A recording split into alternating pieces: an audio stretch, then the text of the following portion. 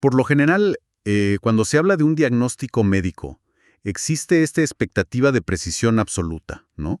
Alguien sufre un accidente, se rompe un brazo y la radiografía muestra una línea blanca irregular que es súper clara. Claro, el médico simplemente señala la placa y dice, bueno, roto o no roto, es súper visible. Exacto, es visible y de cierta manera resulta reconfortante, porque, la situación se categoriza de inmediato y ya puedes empezar a buscar una solución. Nos encanta que la realidad funcione así, de forma evidente y binaria.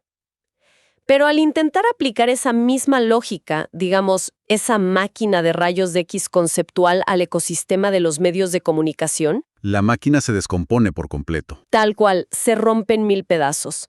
Porque durante décadas, el diagnóstico predominante en la sociedad ha sido casi unánime.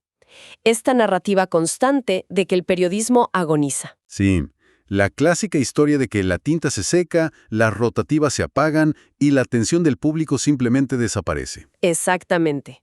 Pero la realidad es mucho más compleja que ese diagnóstico fatalista. Y justo para desmentir o, al menos matizar un poco esa autopsia prematura, hoy vamos a sumergirnos en un análisis a fondo de una pila de documentos que es realmente reveladora. Nuestra misión hoy es entender cómo el periodismo está sobreviviendo y, sobre todo, transformándose en la era digital. Y tenemos una base espectacular para esto.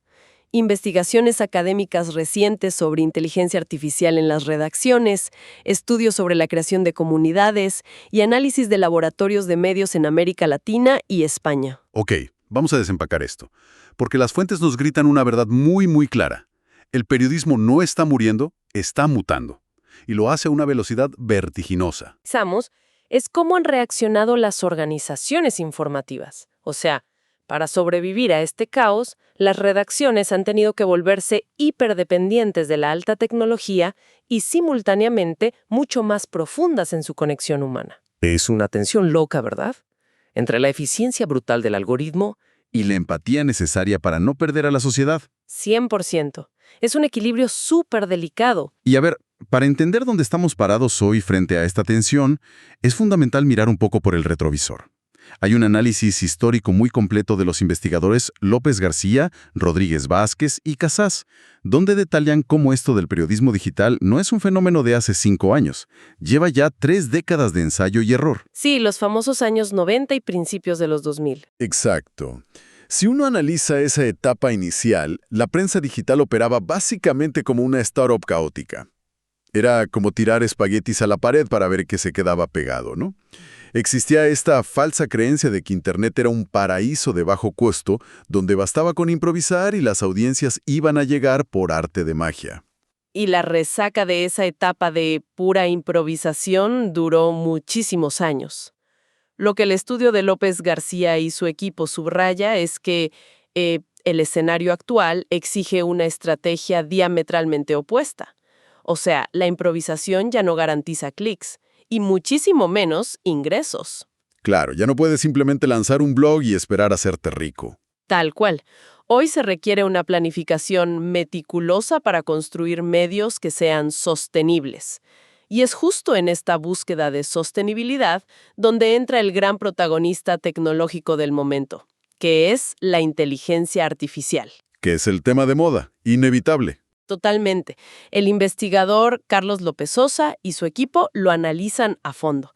Esto ya dejó de ser ciencia ficción, ¿eh? La inteligencia artificial se usa masivamente para automatizar bases de datos enormes, producir alertas informativas o hasta para personalizar la portada de noticias que cada usuario ve en su teléfono. Pero ojo aquí, porque la misma pila de investigaciones nos pone una luz de advertencia gigante. Esta automatización es una espada de doble filo, y tenemos ejemplos súper recientes de lo peligroso que es delegar el criterio editorial a una máquina. Uy, me imagino que vas a mencionar los casos de Estados Unidos. Sí, hay que hablar de lo que pasó con medios enormes como CNET o Men's Journal.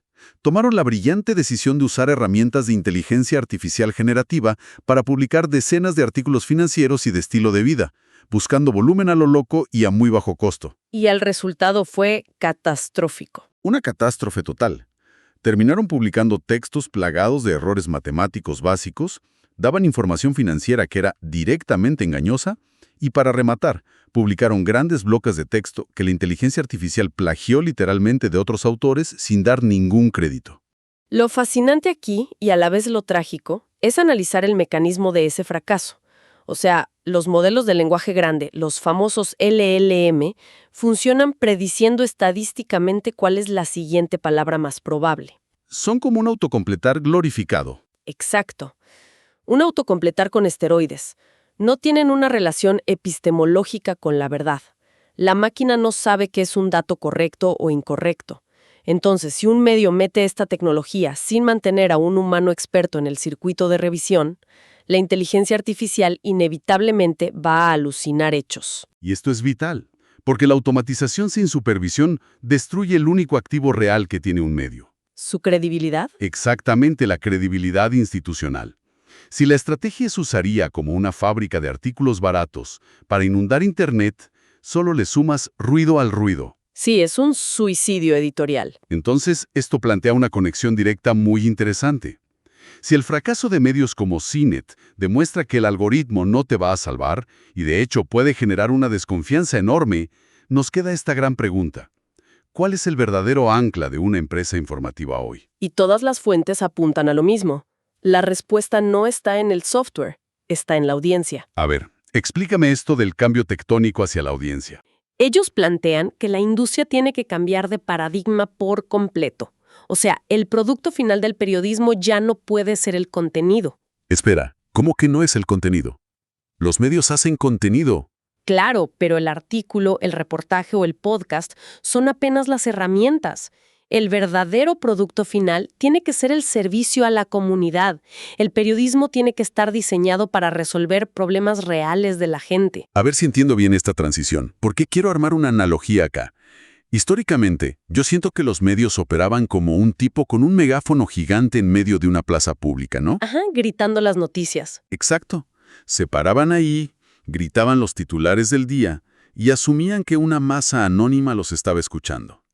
Pero este nuevo enfoque sugiere que hay que soltar el megáfono y convertirse, no sé, en el conserje de un edificio. Me encanta esa imagen, sí. Ya no le gritas a la calle. Vas puerta por puerta preguntando a los vecinos si la tubería está rota, si necesitan ayuda con la calefacción, y tu trabajo es arreglar ese problema específico. Esa comparación del conserje es perfecta, de verdad. Si conectamos esto con el panorama general, la gran diferencia está en cómo mides el éxito. Cuando operabas con el megáfono, la industria medía a la gente como una masa estadística. El valor era puro volumen bruto, o sea, ¿cuántos millones de clics logramos hoy?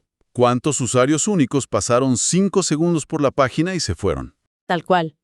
Pero Jarvis argumenta que competir hoy por volumen bruto contra TikTok o YouTube es una batalla perdida. Él propone adoptar métricas de relaciones, medir la lealtad. O sea, ¿con qué frecuencia regresa la persona? Exacto. Pasa de leer un artículo gratis a suscribirse a un boletín, está dispuesta a ir a un evento que organiza el medio. Es confianza pura. Y aquí es donde las fuentes traen un ejemplo de fuera de las noticias que me pareció brillante. El paralelo con Google Maps. Sí. El modelo de Google Maps ilustra esto del periodismo como servicio de forma impecable. Piénsalo. Millones de personas le entregan a Google sus datos de ubicación en tiempo real todos los días y casi nadie se preocupa por la privacidad en ese momento. Porque sientes que el intercambio es justo, ¿no? Exactamente.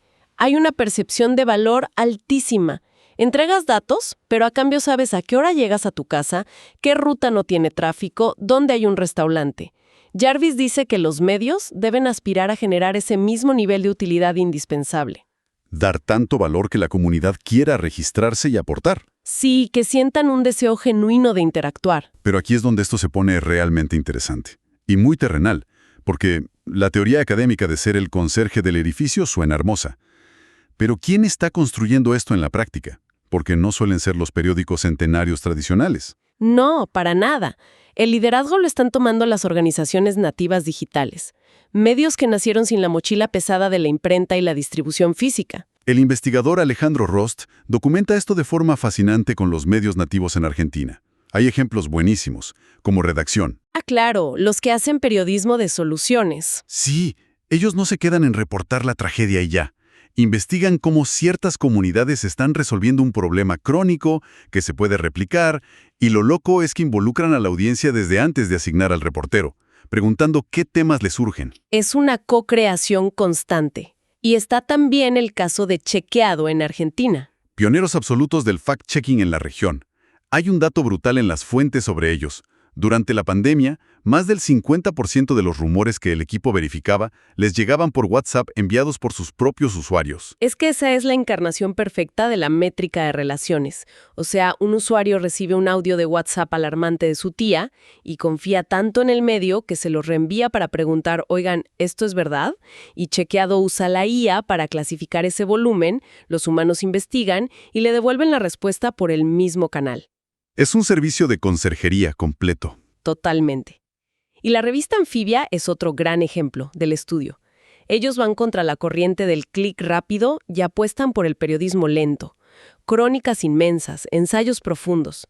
Se vuelven un refugio contra el ruido. ¿Y la comunidad paga por ese refugio? Pero claro, lograr esta agilidad no es por arte de magia.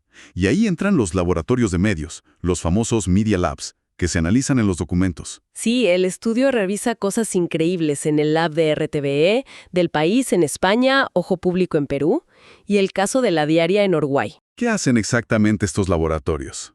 Funcionan como motores de innovación dentro de las empresas. No solo hacen gráficos bonitos, prueban nuevos modelos de negocio, formatos narrativos, y en el caso de La Diaria, integran metodologías de Silicon Valley, como el Design Thinking. A ver, pausa ahí.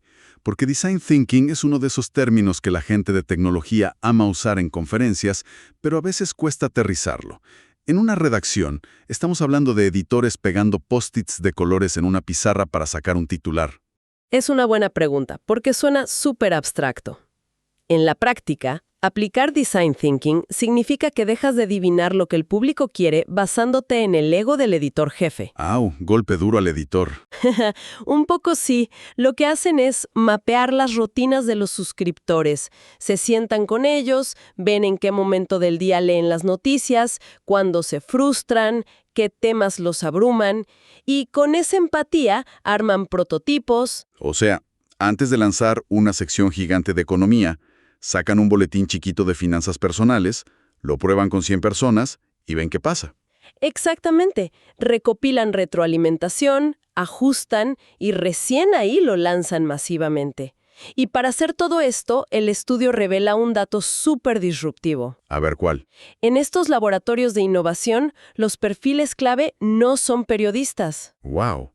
O sea, esa es la pieza que cambia todo el tablero. Estamos hablando de ingenieros, analistas de datos, diseñadores de producto. Sí, profesionales que nunca en su vida pisaron una facultad de periodismo están dictando los formatos, los ritmos de distribución y cómo es la arquitectura de la relación con el lector. Entonces, ¿qué significa todo esto para el periodista tradicional? Porque me imagino que debe generar una fricción tremenda. El reportero de vieja escuela debe sentir que lo están invadiendo. Oh, totalmente. Genera muchísima resistencia. Puede sentirse como si los programadores estuvieran tomando el control editorial. Pero las investigaciones son claras. No es un reemplazo, es una hibridación. Una cultura de código abierto le llaman, ¿no? Exacto. El hermetismo desaparece. El periodista de investigación ya no puede estar encerrado en un cuartito oscuro con su libreta. Tiene que sentarse al lado del científico de datos para cruzar 1000 contratos de gobierno en 3 horas en lugar de 6 meses. Claro. El periodista aporta la ética y el contexto histórico, y el técnico asegura que el proyecto escale y que la experiencia digital no sea un desastre. Tal cual. Y que herramientas como la IA se usen con responsabilidad. Es fascinante ver cómo se conectan todos los puntos de esta exploración. O sea, empezamos viendo 30 años de lanzar espaguetis a la pared que nos llevaron a esta hiperdependencia tecnológica. Vimos que la IA sola es un peligro, como le pasó a CNET, si no hay humanos al volante. Sí, la tecnología sin supervisión destruye la confianza. Exacto. Luego vimos cómo hubo que pivotar del clic masivo a la lealtad comunitaria, este modelo de Google Maps o del conserje del edificio, y finalmente cómo los ingenieros y diseñadores están codo a codo con los reporteros armando el futuro en estos laboratorios. Y todo este viaje nos lleva a una reflexión urgente, casi obligatoria, sobre la educación.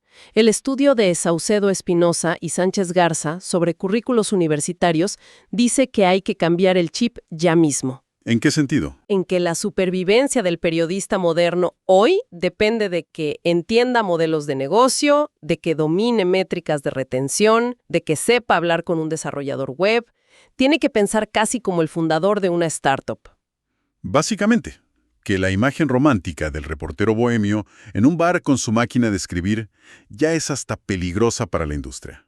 Es que mantener esa nostalgia es el mayor obstáculo para innovar, según la evidencia. Lo cual nos deja con un pensamiento bastante provocativo para ir cerrando. Porque si la receta para la supervivencia del buen periodismo es volverse hiperlocal y servir a nichos específicos dispuestos a pagar, me surge una duda gigante sobre la sociedad. A ver, ¿qué te preocupa de ese escenario? Bueno, si los medios más confiables se dedican exclusivamente a ser el conserje de sus propios edificios cerrados, ¿qué pasa con la plaza pública? O sea, si todos abandonamos el megáfono masivo, ¿no corremos el riesgo de fragmentar nuestra realidad? Claro, que ya no haya hechos compartidos por todos. Exacto, que tengamos miles de verdades hiperpersonalizadas y aisladas, de muy alta calidad, pero en silos diferentes. Es una perspectiva que da un poco de vértigo. Da muchísimo vértigo, ¿sí? Pues dejamos esa gran interrogante flotando por ahí para la reflexión de cada uno, mientras la mutación del ecosistema sigue su curso. Ha sido un análisis a fondo sumamente revelador. Muchísimas gracias a todos por acompañarnos. Un gusto enorme. Hasta la próxima.